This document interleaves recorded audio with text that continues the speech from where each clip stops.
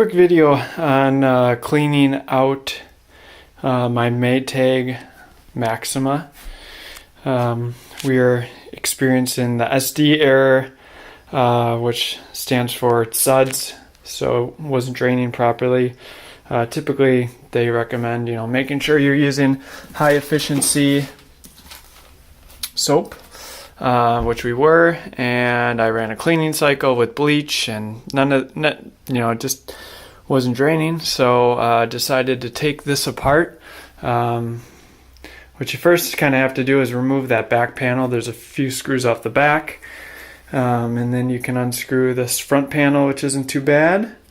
And then you can do the 4 screws on the bottom, and then once you take that front panel off, you have access to 3 screws here. And then to get the door off, you got to unscrew the door latch, and then finally you got to take this wire off, which holds this in place, and get the door off, and then you get access to the bottom here. And it's actually, once you get everything off, it's actually not too bad. There's this little filter here, which I got here. I pulled this out and it was disgusting.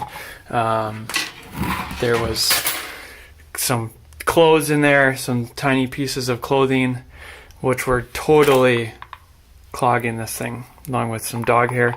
So cleaning that out, and then I'll put it back together, and hopefully that works. And yeah, not too bad of a project. Just a few screws to undo, and just got to label everything and make sure you put it back together. So just wanted to share with others who might have the same issue.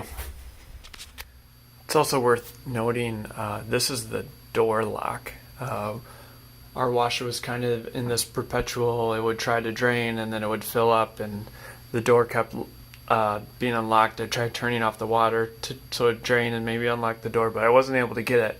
But once I had the top panel off and everything, and then the 3 screws here, I was able to kind of reach back here, and there's this little tab here, and that unlocked the door. So there is a manual way to do it.